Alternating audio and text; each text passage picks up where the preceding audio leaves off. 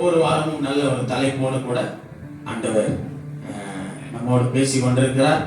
இன்றைக்கான பரிசுத்த ஆவியானவர் நம்மளோட பேசுகிற தலைப்பு தைரியமாயிருங்கள். என்ன வார்த்தை? சொல்லுங்களேன். அந்த வார்த்தையை வாய் திறந்து அதை கொஞ்சம் தைரியமா தான் சொல்லுங்களேன். தைரியமா இருங்கள். தைரியமா இருக்கணும். ஆண்டு சொல்ல எப்ப தைரியமா இருக்க ஏன் சொன்னார்னா, கீழே தம்பி ஒரு வசனம் கொடுத்திருக்கோம். அதை பார்த்தீங்கன்னா 2 சாமுவேல் 10ஆம் அதிகாரத்துல 12ஆம் வசனத்துல தைரியமா இருக்க வார்த்தை இங்கதான் ஸ்டார்ட் ஆகுது பைபிள்லயே.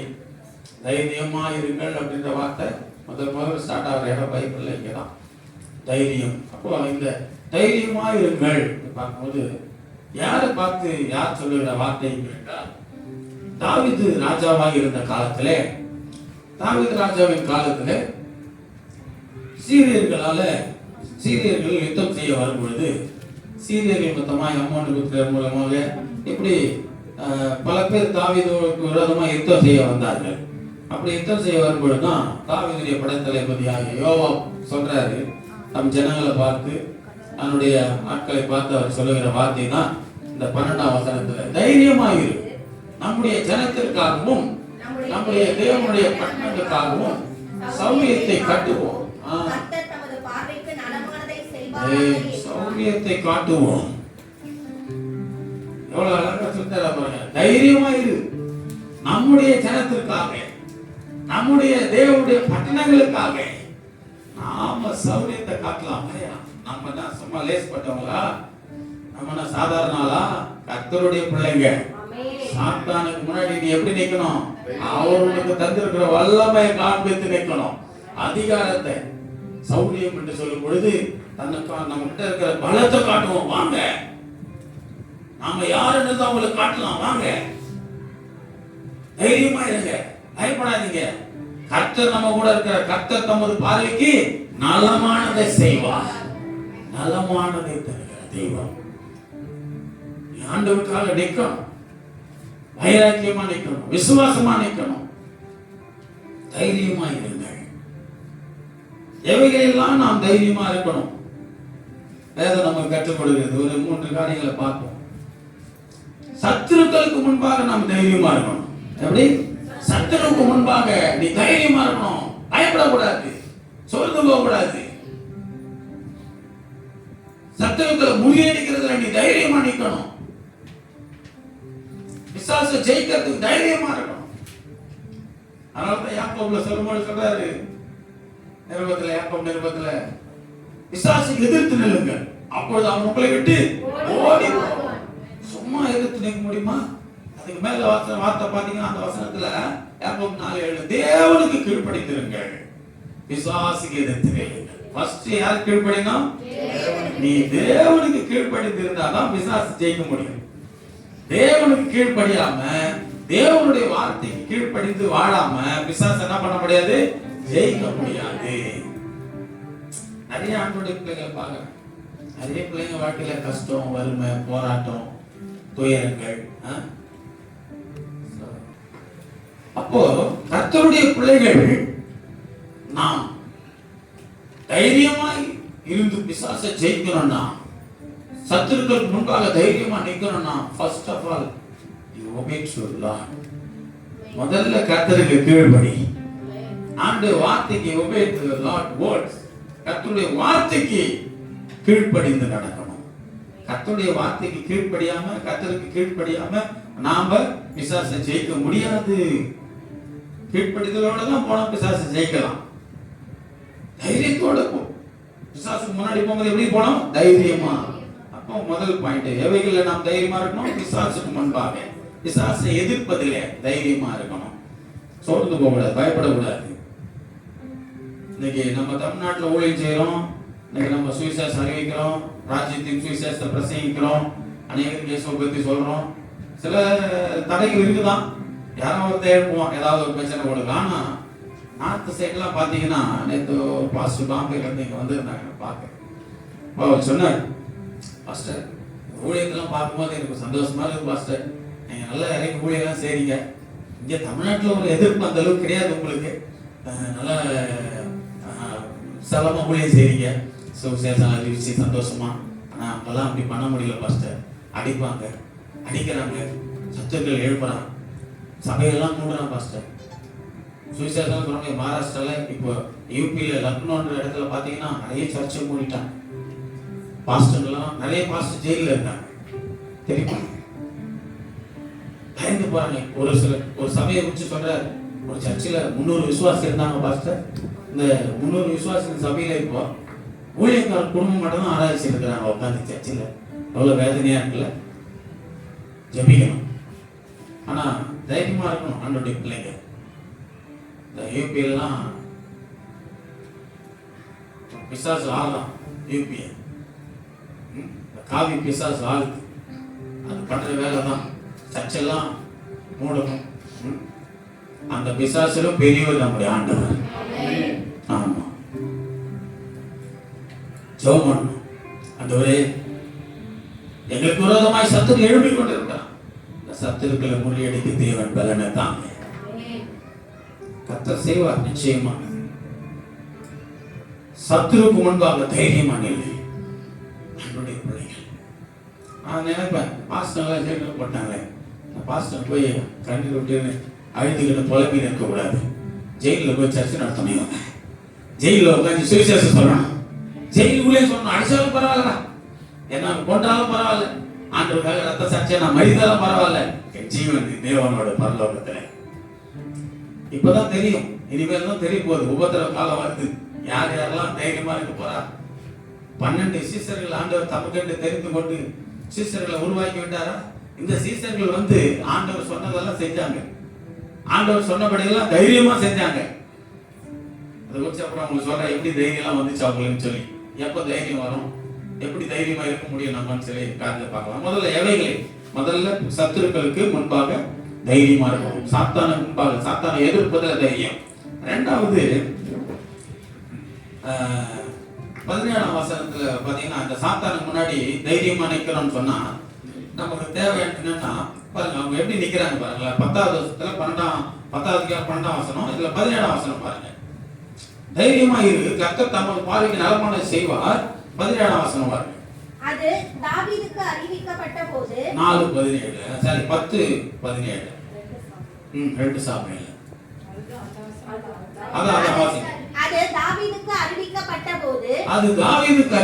போது அவன் இஸ்ரவேலை எல்லாம் கூட்டிக் கொண்டு யோர்தானை கடந்து ஏலாமுக்கு போனான்.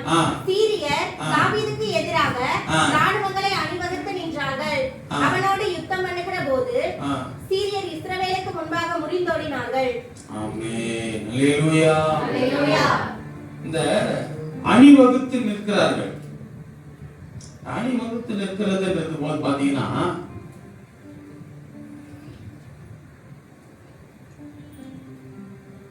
ஒரு மனதோடு ஒற்றுமையா ஒரு அணிவகுத்து நிற்கிறது எதை புரியுது தெரியுமா?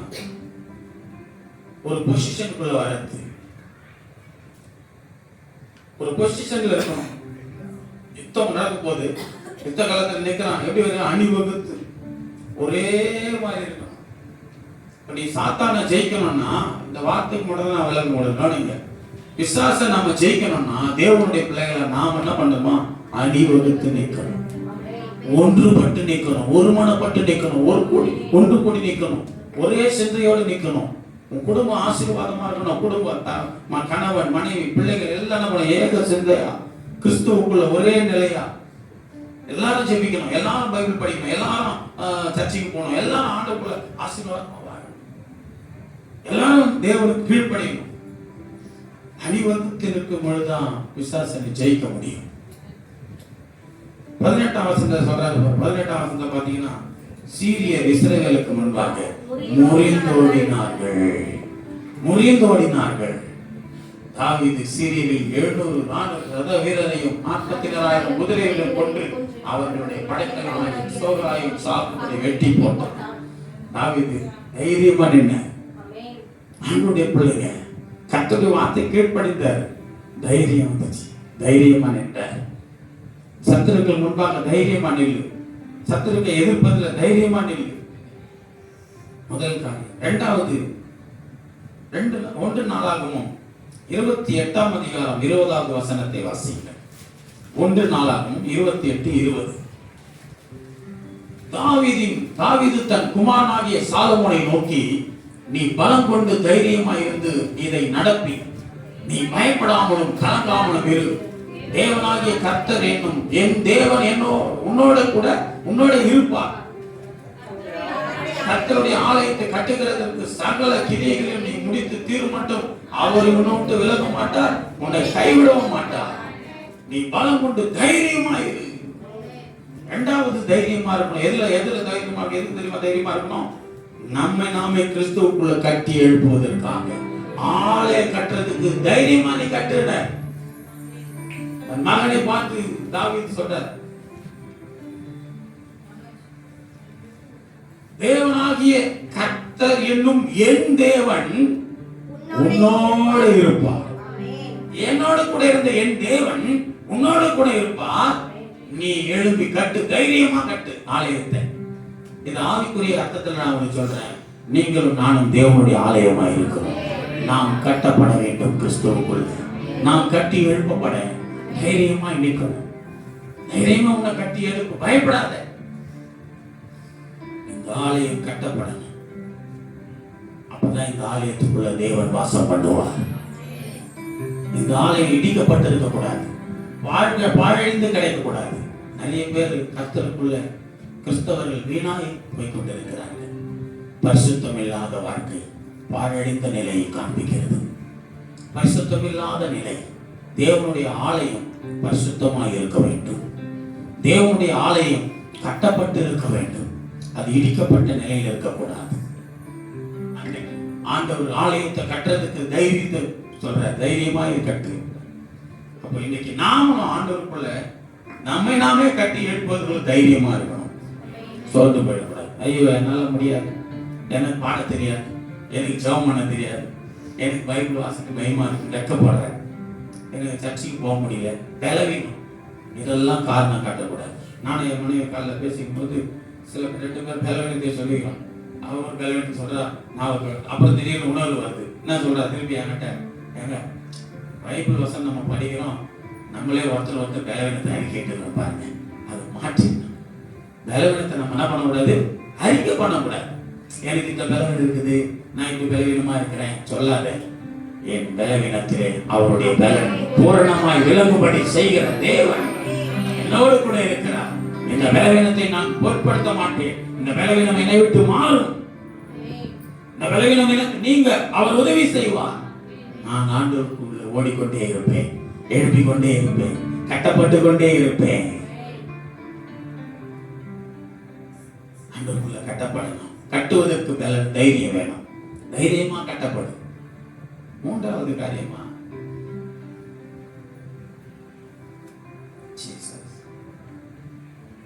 ஒரு வசனம் வாசிங்க. எபிரேயர் 4ஆம் அதிகாரம் 16ஆம் வசனம். எபிரேயர் 4:16. ஆதலால் நாம் இரக்கத்தை பெறவும் ஏற்ற சமயத்தில் சகாயம் செய்ய கிருபை அடையவும் தைரியமாய் கிருபாசன தண்டையிலே. வசனம் ரொம்ப முடியும். கிருபாசன தண்டையிலே எப்படி வரணுமா? தைரியமாவா, தைரியமாவா தேவனிடத்துல.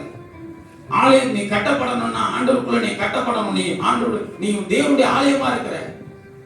நீ சுத்திகரிக்கப்பட, நீ பரிசுத்தமாக்கப்பட, நீ கட்டப்பட கிருபாசன தண்டையில நீ வரணும். தேவனுடைய சமூகத்துக்கு நீ வரணும். பயப்படுறாங்க நிறைய பேர். தைரியம் இல்லை, ஊழியம் செய்ய தைரியம் இல்லை, சுவிசேஷம் சொல்ல தைரியம் இல்லை, ஆண்டவர் ஆராதிக்க வர்றதுக்கு தைரியம் இல்லை. பயப்படாத, தைரியமா வா. ஒரு நாள் ஆண்டவர் சத்துருக்களை உனக்கு முன்பாக முறியடிப்பார்.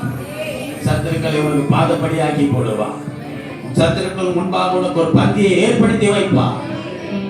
தைரியமா வரணும். கிருபாசன தண்டையில கலங்காத, கவலைப்படாத, தேவைகளை கண்டு கலங்காத, கடன் பிரச்சனையை கண்டு கலங்காத, உறவுகளால் வர உபத்திரவத்தை கண்டு கலங்காத. கர்த்தர் உன்னோடு கூட இருக்கிறார். நீ தைரியமாய் கட்டப்படு கர்த்தருக்குள்ள. 2 காரியம் சொல்ல. சத்துருக்களுக்கு முன்பாக தைரியமா இருக்கணும், சத்துருவை எதிர்ப்பதில் தைரியமா இருக்கணும். இரண்டாவது காரியம், ஆலயம் கட்டப்படுவதில்லை, உன்னை கட்டிக் கொள்வதில்லை, ஆண்டவருக்குள்ள நீ கட்டப்படுவதில்லை. தைரியமா இருக்கணும். தைரியமா எழுந்து கட்டும்.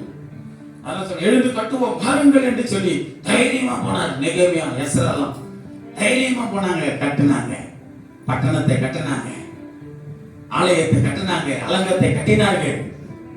தைரியமாய் போனார்கள். கர்த்தருடைய பிள்ளைகள் தைரியமா இருக்கணும். தைரியமா போ, தைரியமா நில்லு. ஆனா அதுக்கு முன்னாடி எல்லாத்துக்கும் கர்த்தருக்கு கீழ்ப்படிந்து நிக்கணும். நீ அப்பதான் தைரியமா நிற்க முடியும். கர்த்தருக்கு கீழ்ப்படிந்தவனாதான் போய் நிற்கணும். எரிகோ பட்டணத்தை பிடிக்கிறதுக்கு முன்னாடி ஆண்டவர் சில ரூல்ஸ் அண்ட் ரெகுலேஷன் போட்டார். எரிகோ பட்டணத்தை உங்க கையில ஒப்பு கொடுப்பேன் போ, ஆனா அதில் உள்ள எல்லாத்தையும் அக்கினியில சுட்டரிக்கணும். சாபத்தீரான எல்லாத்தையும் என்ன பண்ணணும்? அக்கினியில சுட்டரிக்கணும்.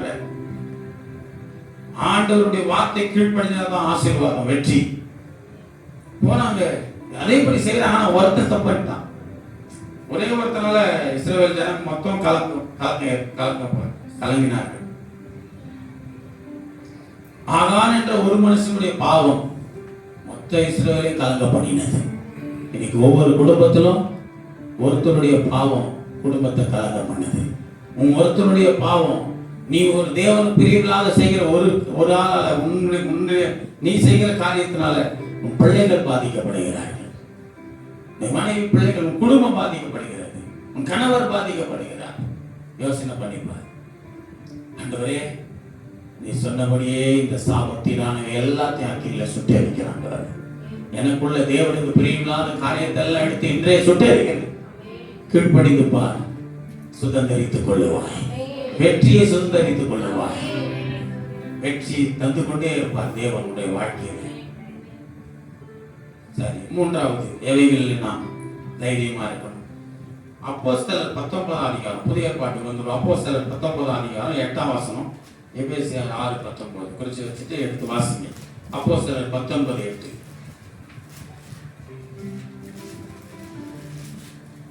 பின்பு பவுல் ஜெப ஆலயத்தில் பிரவேசித்து தைரியமாய் பிரசங்கித்து 3 மாதம் தேவனுடைய ராஜ்யத்துக்கு அடுத்தவை குறித்து சம்பாஷணை பண்ணி புத்தி சொல்லிக் கொண்டான். அல்லேலூயா. தேவனுடைய ராஜ்யத்தை குறித்து பிரசங்கிக்க நீ தைரியமா இருக்கணும். தேவனுடைய ராஜ்யத்தின் சுவிசேஷத்தை சொல்வதற்கு நீ தைரியமா இருக்கணும். சுவிசேஷத்தை சொல்லு, தைரியமாய் போய் சொல்லு. கர்த்தர் சொல்ல சொல்லியிருக்காரு. இதை யார் சொல்ல சொல்லியிருக்கா? இயேசு கிறிஸ்து நமக்கு சொல்லியிருக்கார். நீங்க புறப்பட்டு போய் சகல சிஷ்யருக்கும் சுவிசேஷத்தை பிரசங்கியுங்கள். இதை இயேசு சொன்னார். அதனால தைரியமா போய் நான் சொல்றேன். என்ன பண்றீங்க? சுவிசேஷம் அறிவிக்கிறேன். யார் செய்ய சொன்ன? இயேசு செய்ய சொன்னார். இயேசுவை போய் கேட்டுக்கணும். இயேசு கிறிஸ்து சொல்ல சொன்னார், சொல்றேன். இயேசு கிறிஸ்து என் வாழ்க்கையை மாற்றினார். உன் வாழ்க்கையை மாற்றுவார். உன்னுடைய வாழ்க்கையில விடுதலை தருவார். இயேசு கிறிஸ்துவின் சுவிசேஷத்தை பிரசங்கத்துக்கு தைரியமா இருக்கணும். யாரெல்லாம் தைரியமா இருக்கிறார்? அப்பெல்லாம் சாயந்தரம் ஓடி தெரியும். சுவிசேஷத்தை சொல்லணும். தெருவில் நின்று, வீதியில் நின்று சத்தியத்தை சொல்லு. நீ சத்தியம் தெரியாதனால்தான் சத்துரு கிட்ட அடிமையாக வாழ்ந்துகிட்டு இருக்கிற மனிதர்கள். சத்தியத்தை அறிஞ்சு விட்டால் சத்துருவை ஜெயிச்சுட்டு விடுதலையோட வாழலாம். அல்லேலூயா. அநேக சத்தியத்தை அறிவதற்கு நீங்களும் நானும் தான் பாத்திரமா இருக்கு. அறிய வைக்கிற பாத்திரம் நாம தான். நம்ம சத்தியத்தை தேவன் நமக்கு கொடுத்திருக்கிறார். இந்த சத்தியத்தை நாம பெற்ற ரட்சிப்பை மற்றவர்களுக்கு கொடுக்கணும். சீக்கிரமா கொடுத்துருங்க. காலம் சமீபமா இருக்கிறது. இயேசு வரப்போகிறார். சீக்கிரமா உங்க அண்ணனுக்கு, தம்பிக்கு, சகோதரன், சகோதரி எல்லாருக்கும் கொடுத்துரு ரட்சிப்பை. அப்புறம் இயேசு கிறிஸ்து வந்துட்டாருன்னா வேஸ்டா போயிடும். அவங்க எல்லாம் நரகத்துக்கு போயிடுவாங்க. நீங்க பரலோகத்துக்கு போயிடுவீங்க. ரட்சிக்கப்பட்ட நீங்க. குடும்பம், சகோதர சகோதரிகளை இழந்து போயிடாது. இப்பவே காலம் சமயமா ஆண்டவர் கிருபை கொடுத்து இருக்கிறார். ரட்சிப்புகளை கொண்டு போ. தாமதிக்கிறார் அவர் கொஞ்சம். ஏன் தெரியுமா? உன்னை ரட்சித்த தேவன் உன் மூலமா உன் சகோதரனை ரட்சிக்கிறதுக்காக வெயிட் பண்றேன். உன் அண்ணன் உன்னை ரட்சிக்கப்படல, உன் தம்பி உன்னை ரட்சிக்கப்படல, உன் மாமா உன்னை ரட்சிக்கப்படல, உன் சித்தப்பா, உன் பெரியப்பன், உன் அக்கா, உன்னுடைய தங்கச்சி உன்னை ரட்சிக்கப்படல. காத்துட்டு இருக்கிறாரு. உன்னை கொண்டு தான் ரட்சிக்க, உன்னை அதனால உன்னை ரட்சித்து இருக்கிறார். நீ தான் போய் ரட்சிப்பை சொல்லணும். நீ தான் சண்டை போட்டுக்கிறீ, எங்க போய் ரட்சிப்பை சொல்லுவேன். நீ தான் அவங்களோட எப்ப பார்த்தாலும் பொருளுக்காக, பணத்துக்காக, இடத்துக்காக சண்டை போடுறீ. எப்படி ரட்சிப்பை சொல்ல முடியும்? அப்படி இருக்க கூடாது. கர்த்தருடைய அன்பை காண்பி ரட்சிப்பு உண்டாகும். அருமையான தேவ பிள்ளைகளே, 3 காரியங்களை சொன்னேன். எவைகளில் நாம் தைரியமா இருக்கணும்? சத்துருக்கு முன்பாக நிற்பதிலே, சத்துருவை எதிர்ப்பதுக்கு தைரியம். இரண்டாவது, ஆலயம் கட்டுவதற்கு, நம்மை நாமே கிறிஸ்துவுக்குள்ள கட்டி எழுப்பதற்கு தைரியமா நின்று கட்டணும். டெய்லி ஜெபம், பைபிள் படி. மூன்றாவது, தேவனுடைய ராஜ்யத்தை குறித்து பிரசங்கிப்பதிலே, சுவிசேஷத்தை பிரசங்கிப்பதற்கு தைரியமா இருக்கணும்.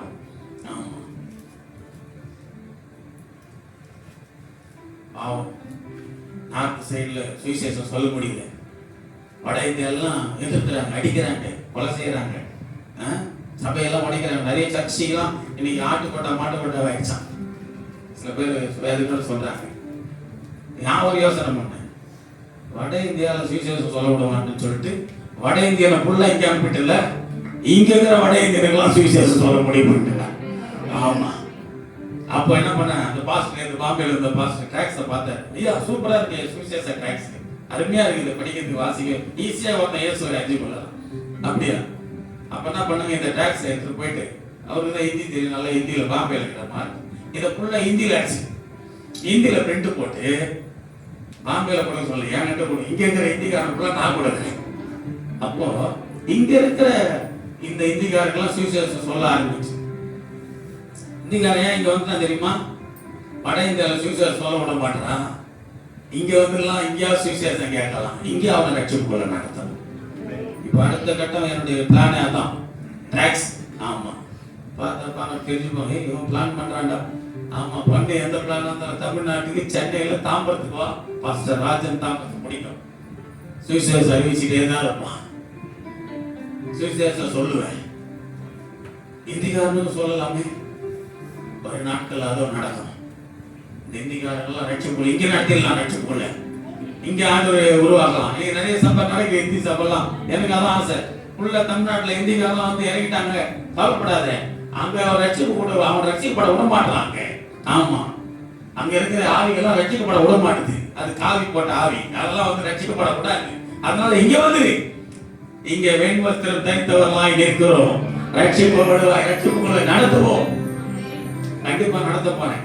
அந்த பாஸ்டர் பாஸ்டர் நான் வந்துடுறேன் பாஸ்டர், ஹிந்தி சர்வீஸ் கூட ஆரம்பிங்க, நான் வந்து ஹிந்தியில நடத்துறது உங்களுக்கு ஹெல்ப் பண்ணுறேன்.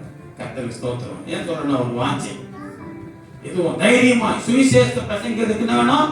தைரியம் வேணும். வெக்கப்படுறாங்க நிறைய பேர், வெக்கப்படாத. கர்த்தருடைய தேவனுடைய ராஜ்யத்தின் சுவிசேஷத்தை பிரசங்கிக்க நீங்களும் நானும் வெக்கப்படக்கூடாது. 3 காரியம் சொல்லியிருக்கேன். என்னென்ன சொல்லியிருக்கேன்? எவைகள் நம்ம தைரியமா இருக்கணும்?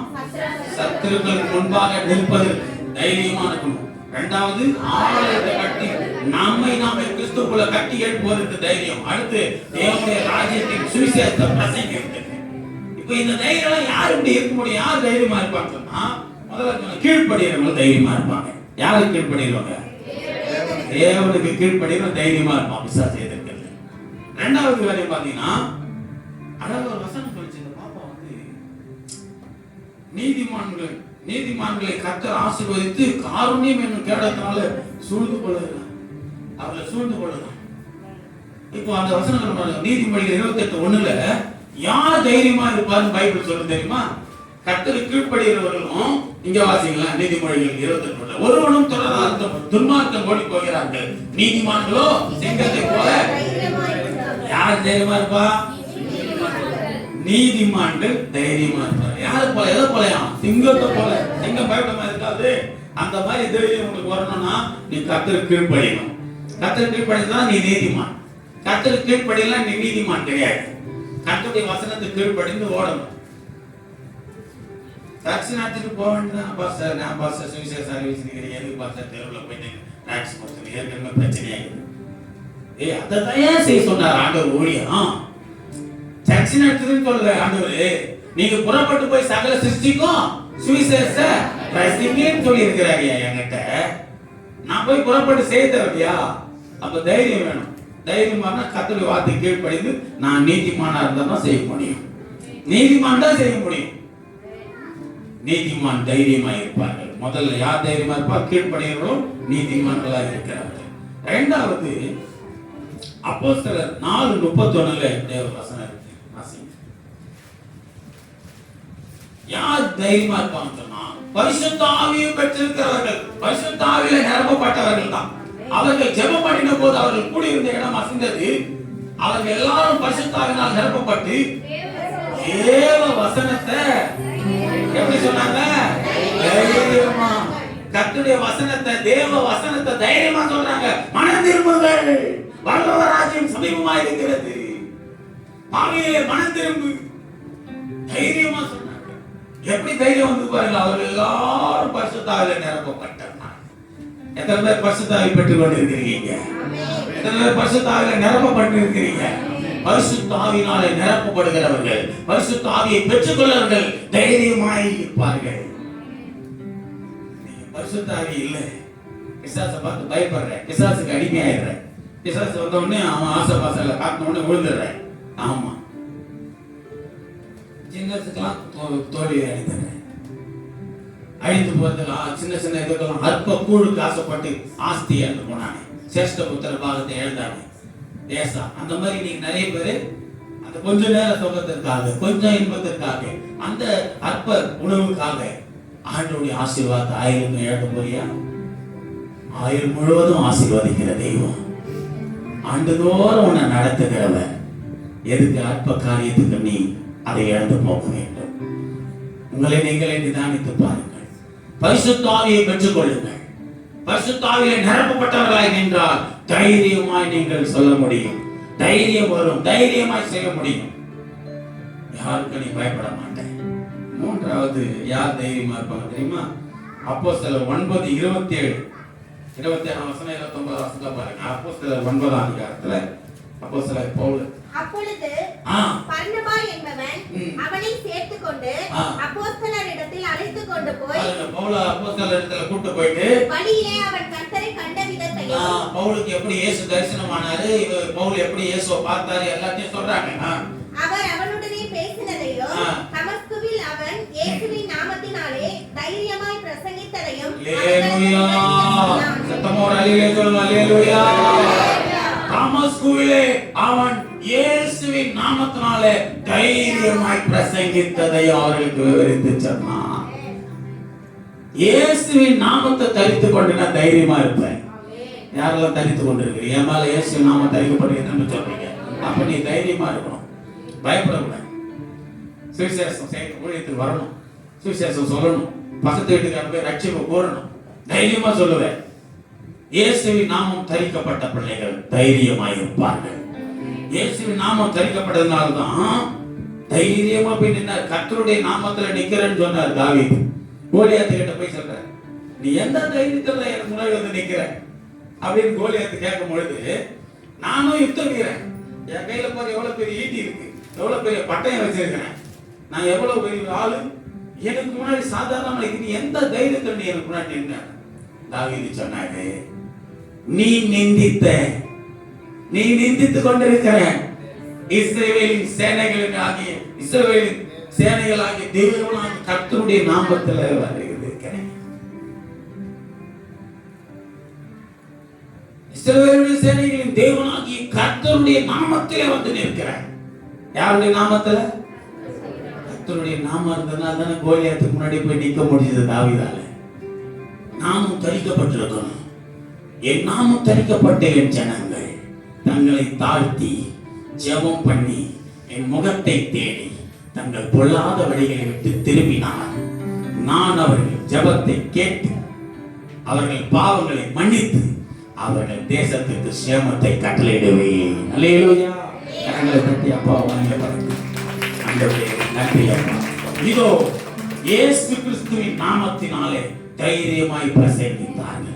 எந்த தமஸ்குவில் போய் கிறிஸ்தவர்களை கொலை செய்ய போனாரோ, எந்த தமஸ்குவில் கிறிஸ்தவ கூட்டம் நடக்கூடாது தடை செய்ய போனாரோ, அதே இடத்துல தடை பண்ண போனவரே, இயேசு கிறிஸ்துவின் நாமத்தை சொன்னவங்களை கொலை செய்ய போனவரே இயேசு நாமத்தை கூறிக்கொண்டிருந்தார்.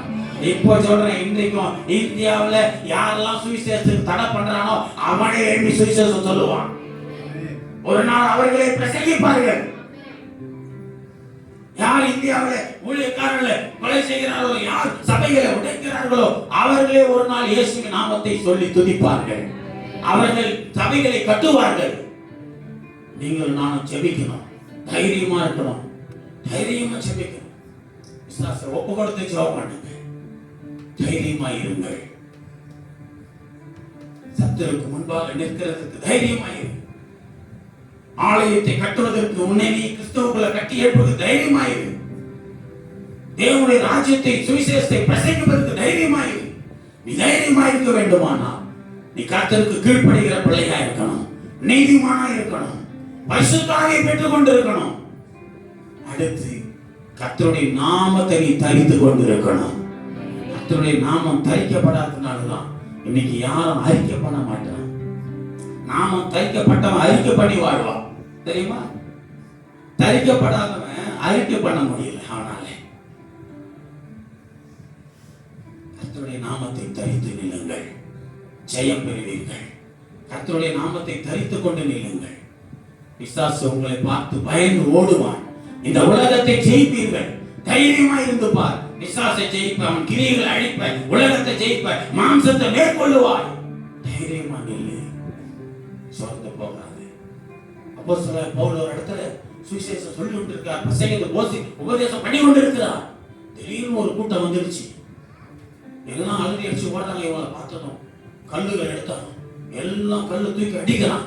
அப்போஸ்தலர் பவுல் மேல கல் எறிகிறாங்க. ஒருத்தர் ரெண்டு பேர் இல்லை, பல பேர் கூட்டத்தோடு நின்று அடிக்கிறான். நிறைய கல் அடி வாங்குறாரு அப்போஸ்தலர் பவுல். நம்மளாம் என்ன பண்ணிருப்போம்? ஐயா ஐயா அடிக்காதீங்க, இனிமேல் வர மாட்டேன், சொல்ல மாட்டேன், ஓடிடுறேன், ஓடிப்போம். அவர் அடியை வாங்கி அப்படியே கீழே விழுந்தார் மயங்கி. சத்து செத்தாண்டா சொல்லி ஒழிஞ்சாண்டா, இவன் இனி சொல்ல முடியாது, இவன் செத்துட்டான்னு சொல்லி போயிட்டாங்க. போனாங்க. அவ்வளவு கல்லடி வாங்கி விழுந்த பவுலுக்கு தேவன் பலனை கொடுத்தார். திரும்பவும் எழுந்து நின்றார். எழுந்து பலத்தோட போனார். அவர் எழுந்து அந்த காயங்கள் அவருக்கு ஒன்றும் வழி இல்லை, வேதனை இல்லை. கர்த்தர் தொட்டார், திரும்பவும் எழுந்தார். பலனோடு போய் திரும்பவும் பிரசங்கித்தார். பார்த்தார்கள், செத்துட்டான்னு பார்த்தா இங்கே வந்து சொல்லிட்டு இருக்கிறான்டா, புனியான திரும்பியை கொண்டு போய் அடி. திரும்பியை கொண்டு போய் கட்டினார்கள். ரோமனுடைய சட்டத்தின்படி ஒரு மனுஷனை சாட்டையில் அடிக்கிறது 49 அடி அடிப்பாங்க. இயேசு கிறிஸ்து அப்படிதான். 50வது தப்பித்தவரை ஒரு அடி அடிச்சுட்டா விடுதலை ஆகிடணும். 50 அடி அவன் மேல விழுந்துச்சுன்னா அவன் எப்பேற்பட்ட குற்றம் விடுதலை. குற்றத்துக்காக அவனை தண்டிப்பாங்க. கொண்டு போய் தண்டிச்சு அவனை சிறையில போடணும்னா அந்த அடி சவுக்கு அடி பார்த்தீங்கன்னா சாட்டை அடி 49 அடி அடிக்கணும். கரெக்டா எண்ணுவான் அதுக்குன்னே. ஏன்னா மிஸ் ஆகி ஒன்று எக்ஸ்ட்ரா படிச்சு அவனை விடுதலை ஆகிடணும். ரோமனுடைய சட்டம் 49 அடி ஸ்டவ்ல கட்டிட்டாங்க. அப்போஸ்தலர் பவுல் கட்டிட்டாங்க. கட்டிட்டு சவுக்கு எடுத்து அடிக்கிறான், எண்ணி அடிக்கிறான். 49 அடி. 49 அடியாக 3 முறை அங்கே இருக்கிறார். இந்த மாதிரி தண்டனை போகும். எவ்வளவு அடியில்? எதுக்காக தெரியுமா? கிறிஸ்துவின் ராஜ்யத்தின் சுவிசேஷத்தை பிரசங்கிப்பதற்காக, கிறிஸ்துவை பிரசங்கித்ததற்காக. எத்தனை பேருக்கு தைரியம் இருக்குது? அந்த தைரியத்தோட திரும்ப எழுந்து நின்றார். அடிச்சு போட்டாங்க, அவ்வளவுதான். திரும்பி அடியை வாங்கி சாப்பிட்டபடி எவ்வளவு அடி சாப்பிட்டல எப்படி அடிச்சிருப்பான், முதுகுல எப்படி இருக்கும் வலி வேதனை. ஆனாலும் வந்து திரும்பி பிரசனம் பண்ணார். எங்கிருந்து வந்தது தைரியம்? அவர் நீதிமானாய் இருந்ததா, கர்த்தருடைய வார்த்தை கீழ்ப்படிந்ததா, அவர் பரிசுத்த ஆவியை பெற்றிருந்ததா, அவர் இயேசுவின் நாமத்தை தரித்திருந்ததா, தைரியம் உள்ளவராய் திரும்பவும் நின்றார். கர்த்தர் கைவிடவே இல்லை, கர்த்தர் நடத்தி கொண்டே இருந்தார். அல்லேலூயா. எத்தனை பேர் இப்போ தைரியம் வந்துருது உங்களுக்கு? அவங்கள பார்த்து கேட்கிறேன், தைரியமா இருங்க, தைரியமா இருங்க. சத்துருவை ஜெயிக்கிறதுக்கு, சத்துருக்கு முன்னாடி நிக்கிறதுக்கு தைரியமா இருங்க. கர்த்தர் உங்களோட கூட இருப்பார். யாரும் எழுந்து நிக்கலாமா? ஜீசஸ் கிறிஸ்துவுக்காக, இயேசுவுக்காக ஜீவன் தந்த தேவ ஐயா, ஏதாவது ஒன்றை செய்ய என் மனம் துடிக்குது. கிறிஸ்துவுக்காக, இயேசுவுக்காக ஜீவன் தந்த தேவனுக்காக ஏதாவது ஒன்றை செய்ய என் மனம் துடிக்குது. ஐயா, ஏதாவது ஒன்றை கிறிஸ்துவுக்காக, இயேசுவுக்காக ஏதாவது ஒன்றை செய்ய என் மனம். கிறிஸ்துவுக்காக, இயேசுவுக்காக ஏதாவது ஒன்றை செய்ய என் மனம் துடிக்குது. கிறிஸ்துவுக்காக, இயேசுவுக்காக ஜீவன் தந்த தேவனுக்காக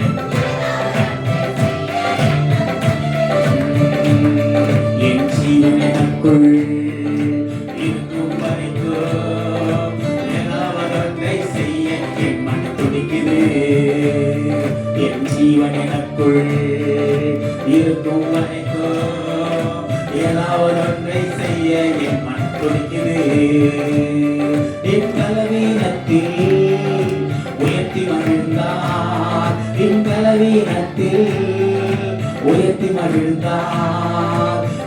ஏதாவது ஒன்றை செய்ய என் மனம் துடிக்குது. ஐயா ஏதாவது ஒன்றை செய்ய என் மனம் துடிக்குது. கிறிஸ்துவுக்காக, இயேசுவுக்காக, கிறிஸ்துவுக்காக, இயேசுவுக்காக ஏதாவது ஒன்றை செய்ய என் மனம் துடிக்குது. ஐயா ஏதாவது ஒன்றை செய்ய என் மனம் துடிக்குது. என் பலவீனத்தில் உயர்த்தி வைத்தார். ஏதாவது ஒன்றை செய்ய என் மனம் துடிக்குது. ஐயா ஏதாவது ஒன்றை செய்ய என் மனம் துடிக்குது. என் ஜீவனிடத்தில் இருக்கும் வரைக்கும் ஏதாவது ஒன்றை செய்ய என் மனம் துடிக்குது. ஐயா ஏதாவது ஒன்றை செய்ய என் மனம் துடிக்குது. அல்லேலூயா, அல்லேலூயா. ஆண்டவருக்காக நீங்களும் நானும் ஏதாவது ஒன்றை செய்ய வேண்டும்.